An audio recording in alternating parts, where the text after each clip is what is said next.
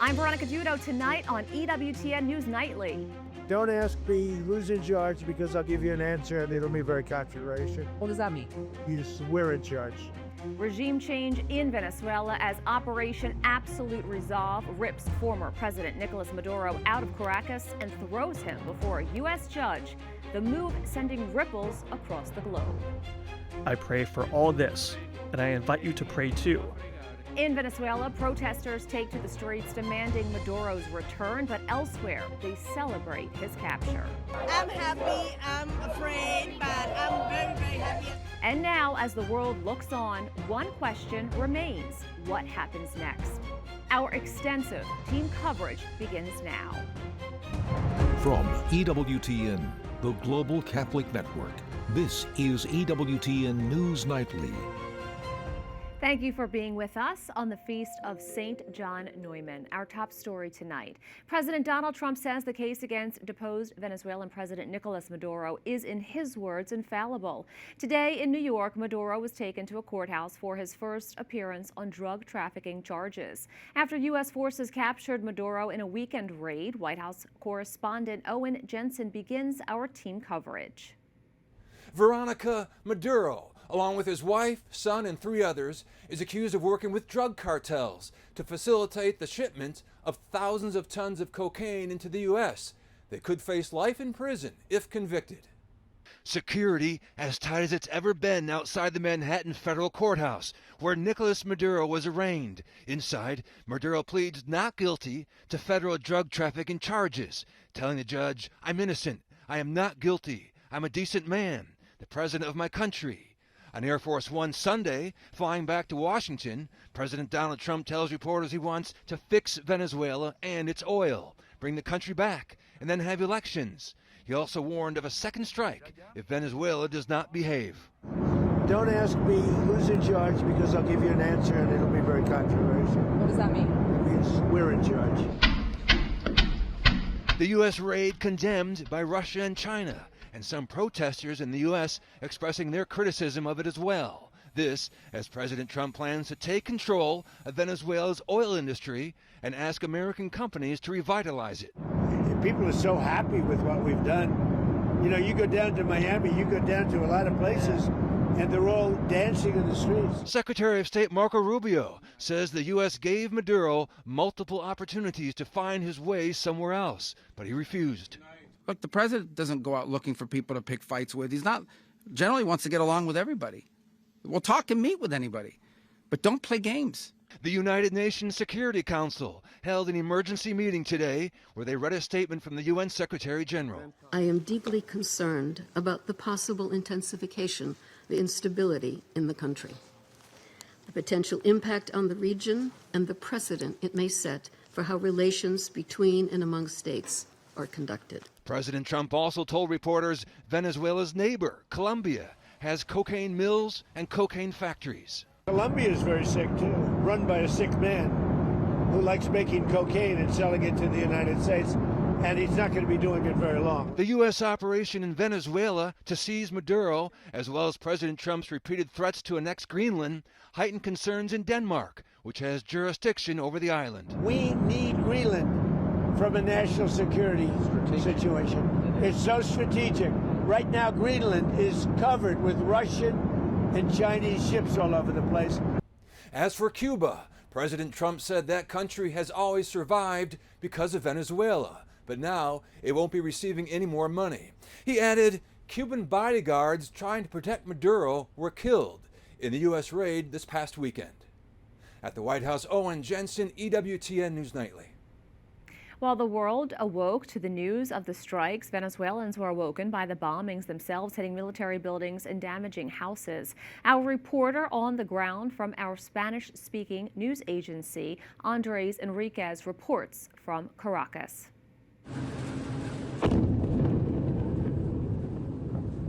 A night no one will ever forget, especially the Berti family and their neighbors, who received the impact of a stray projectile in the backyard of their homes.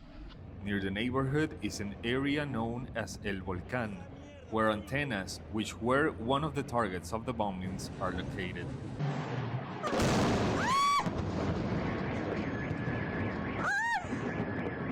Patricia Salazar is the daughter of Mrs. Elena Berti, who is 78 years old. She was sleeping in her room just 60 feet from the bomb's impact point. That night, they said goodbye after planning Elena's birthday, which is celebrated this January 5th. The room was severely damaged. The windows shattered into 1,000 pieces, and even her bed broke. Absolutely nothing happened to Elena. Ya siempre duerme con un rosario. She always sleeps with a rosary behind her pillow and always has a number of saints on her nightstand. Some, unfortunately, have lost their heads. I say that she is the work of a miracle, just like my aunt and uncle who live upstairs. Mr. Arturo Berti is Elena's brother and Patricia's uncle. He lives directly above his sister, and his house was also badly damaged. He was awake at the moment of impact. Al ratico oigo un silbido. After a while, I hear a long whistle, and at the end, an impact. A phenomenal explosion, something impressive. Everything moved. The bed moved, I felt the building move, all the windows shattered, the bed all covered in glass.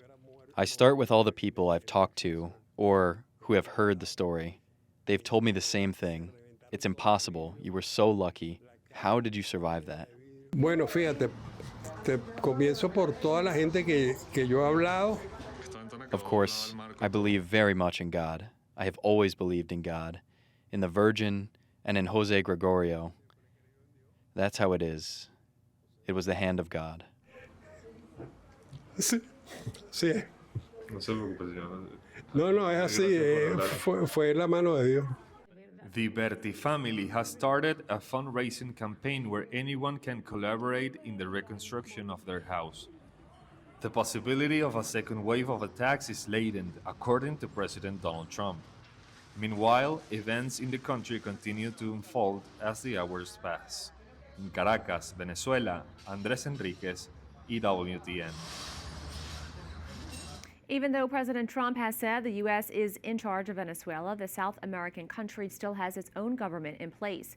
In fact, acting President Delcy Rodriguez was just sworn in today. Before Saturday, she was the country's vice president. Meanwhile, her brother Jorge is the current president of the National Assembly, Venezuela's federal legislator. He too was re-elected today and sworn in.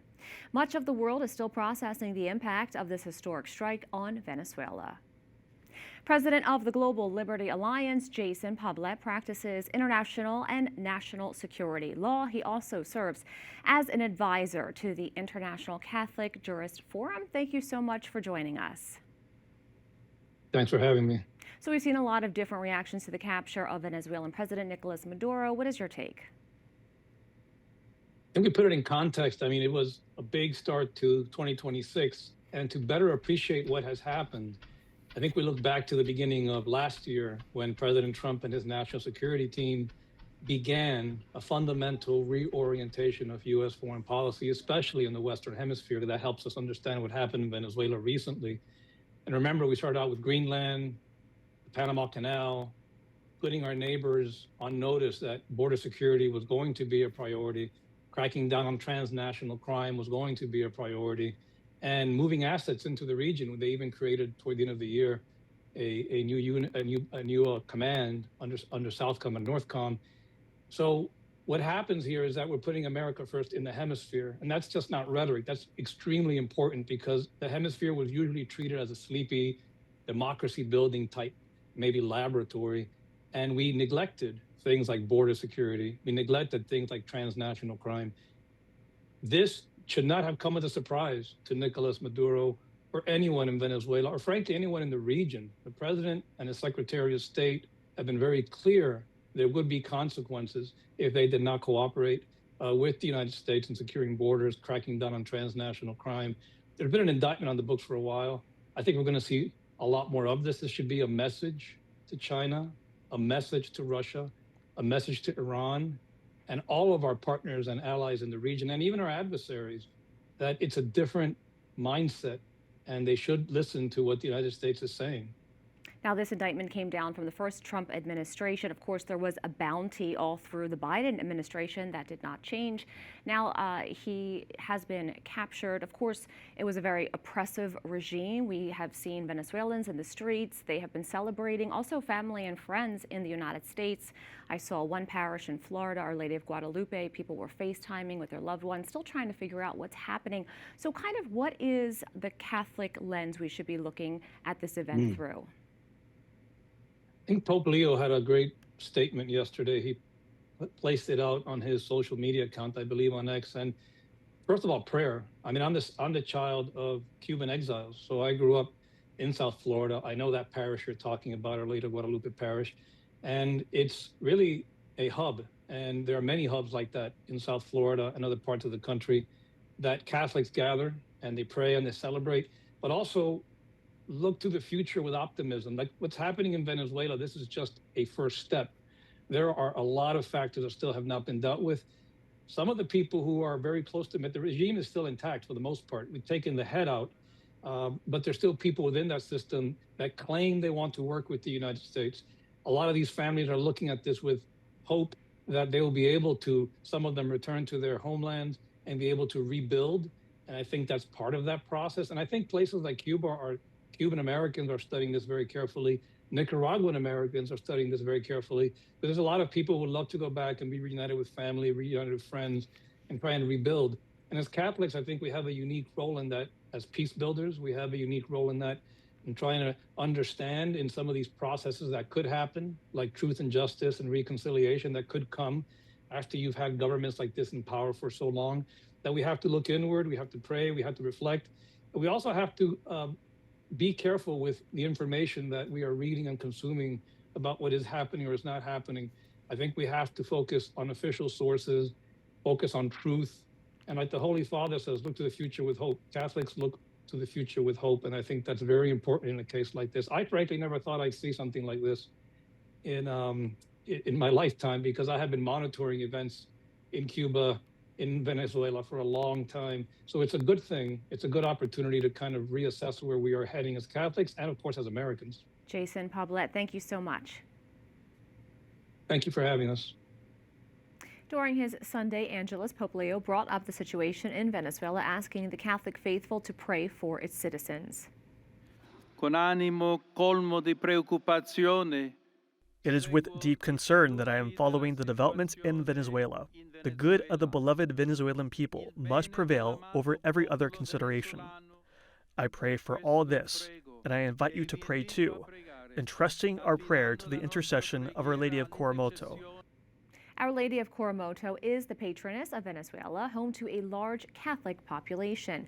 According to a 2020 report from the U.S. State Department, Catholics make up as much as 96% of the population. The country has 42 dioceses served by 74 archbishops, bishops, and auxiliary bishops. The Pope was just one of several world leaders, both religious and secular, that weighed in on the events in Venezuela. Leaders across Latin America were among the first to respond. Presidents from Colombia, Brazil, and Mexico issued joint statements rejecting the military actions carried out. Maria Corina Machado, the opposition leader who had fled the country for her safety, posted an audio statement on X. Llegó la hora de la libertad. The hour of freedom has arrived. We are going to restore order, release the political prisoners, build an exceptional country, and bring our children back home. Meanwhile, the bishops of Venezuela put out a message on social media which read, "Let us ask God to grant all Venezuelans serenity, wisdom, and strength. We stand in solidarity with those who were wounded and the families of those who died. Let us persevere in prayer for the unity of our people." Meanwhile, the Latin American and Caribbean Episcopal Conference of Bishops said, "We want to reaffirm to you that you are not alone. Selam walks with you and with the Venezuelan people, encouraging every effort to build bridges bridges, heal wounds, and move forward in reconciliation without excluding anyone. Across Europe, reactions were more cautious. British and French officials acknowledged the humanitarian implications of the operation, but emphasized the importance of international law and long-term stability in the region. Italy said it joined together with other international partners, having never recognized Maduro's self-proclaimed electoral victory, while condemning the regime's acts of repression. The nation supports the Venezuelan people's aspiration to have a democratic transition. Longtime allies of the Maduro government, Russia and China, sharply criticized the United States, calling the arrests a violation of Venezuelan sovereignty and warned of what Moscow described as dangerous precedent-setting intervention. The 1973 War Powers Resolution requires presidents to seek approval from Congress for military engagements. According to the Gang of Eight, the top congressional leaders of both main parties, they were not consulted or notified about Saturday's military action. Let's check in with Capitol Hill correspondent Eric Rosales with the latest. Eric. Good evening, Veronica. Right now, Defense Secretary Pete Hegseth and Secretary of State Marco Rubio are giving a briefing to Republican lawmakers on the capture of Nicolás Maduro. While most Republicans are defending President Trump's actions, Democratic leaders are responding with fury, slamming it as an illegal act that needed congressional approval. This was a military action, and pursuant to the Constitution, only Congress has the power to declare war, to authorize acts that take place in this regard. Venezuela is not a security threat to the United States. They're not threatening to invade us. There is no terrorist group like Al-Qaeda operating there that has plans to attack the United States. To the extent that you care about the drug trade, yes, they produce drugs, but those drugs go to Europe. Democrats are demanding information. Many tell me they want to know how the president plans to run a country twice the size of California and continue to provide for its 30 or so million people. It goes back to what is Trump's goal here. And I think the easiest way to sum up Trump's goal is he wants the oil. He wants U.S. oil companies to have greater control over Venezuelan oil. Republican Congressman Jim Jordan says he trusts the president and his actions. When you have a guy who's not recognized as a head of state, who's head of a narco-terrorist criminal operation, who's cozying up to Iran and China, and he's doing it right here in our hemisphere, bringing that individual to justice, I think that's a good thing. President Trump and others say any pre-notification of the capture would have endangered the mission and military personnel. Republicans Marjorie Taylor Greene and Thomas Massie were critical of President Trump's actions. Greene posted on social media, quote, "This is the same Washington playbook that we are so sick and tired of that doesn't serve the American people, that actually serves big corporations, the banks, and the oil executives." Other Republicans say any new leadership in Venezuela must meet all U.S. demands. We want them to stop the drug trafficking. We want them to stop the weapons trafficking. We want them to expel the Cubans and the Iranians and the Islamic radicals, and we want them to return to the civilized world and be a good neighbor that contributes to stability, order, and prosperity in our own backyard. This week, the Senate is expected to vote on a resolution to block President Trump from any further military action against Venezuela without congressional approval. Even if it does pass, it will likely go nowhere. You may recall that the House failed to pass a similar bill last month. At the Capitol, Eric Rosales, EWTN News Nightly. We have a lot more still to come on EWTN News Nightly, Faith in Action. While Seek 2026 has come to an end, we'll show you how it inspired thousands of college students nationwide. And a man faces charges after trying to enter Vice President Vance's home. We have the details.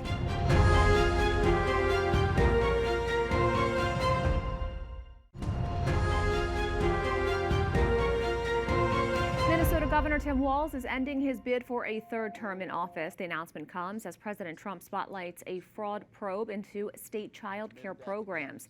Federal prosecutors estimate the scandal could top $9 billion in the state. Walz says he can't commit the energy necessary to win another term, even as he claims he could have won. Senator Amy Klobuchar is now considering a run. So far, a dozen Republicans are in the race.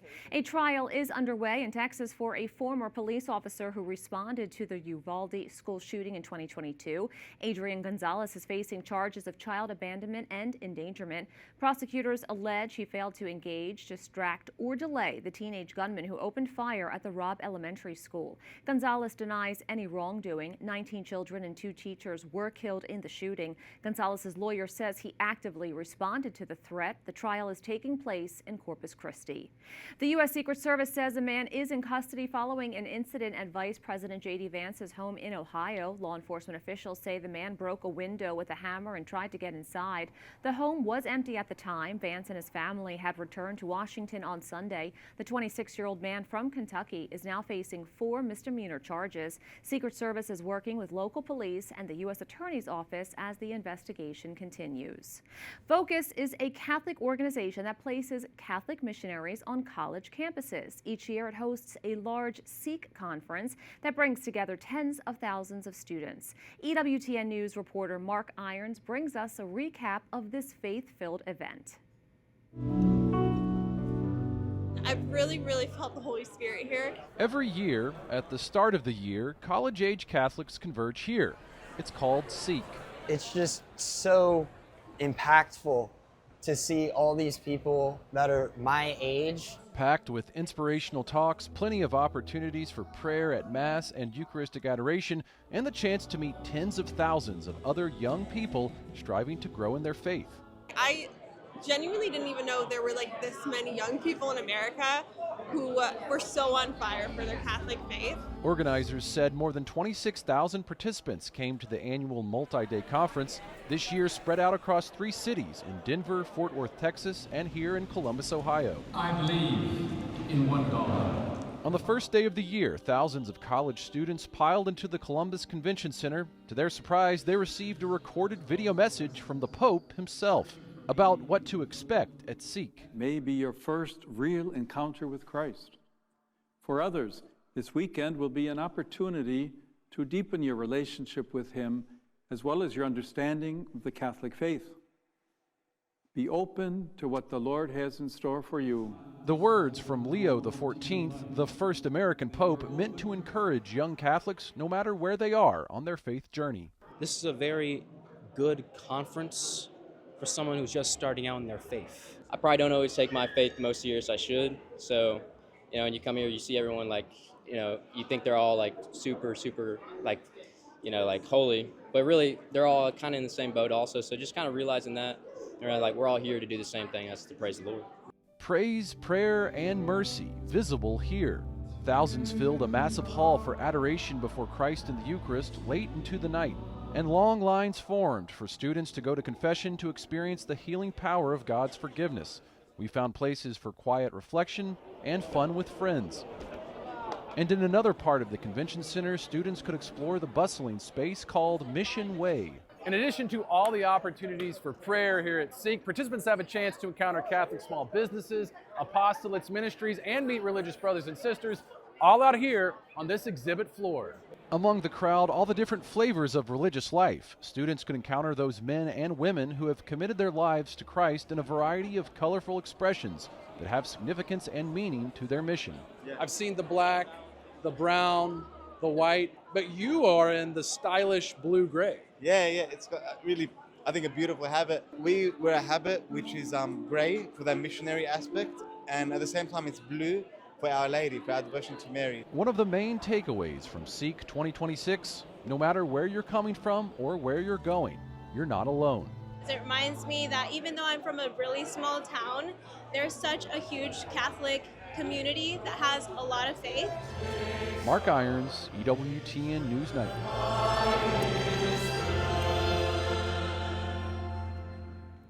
Up next on EWTN News Nightly, a spiritual revival, how the 2025 Jubilee of Hope transformed the faithful and the city of Rome.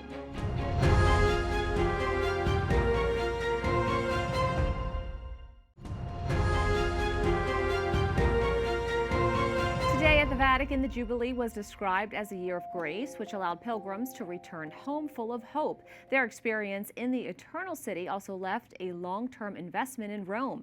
EWTN News Vatican correspondent Valentina Di Donato has more.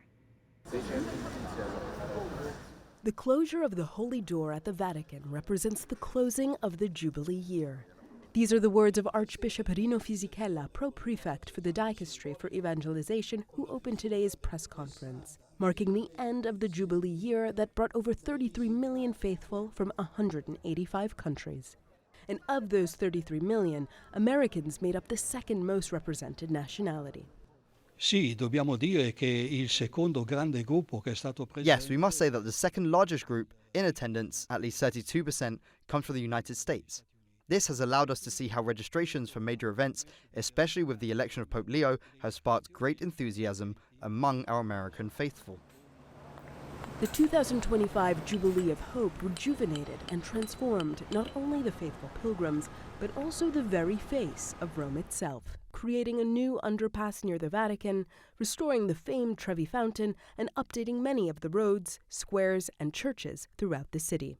It was a message that Pope Francis, too, when we met in the previous preparatory period, gave him. Make Rome more beautiful for the Romans, as well as for the pilgrims. So we have strived to implement projects that are also consistent with the spirit of the Jubilee, with attention to the care of creation, the environment, and encounters between people. In Rome, Valentina Di Donato for EWTN News Nightly. We thank you for watching tonight. Remember, you can follow us on social media, Facebook, X, YouTube, and Instagram at EWTN News Nightly. I'm Veronica Dudo. Good night and God bless.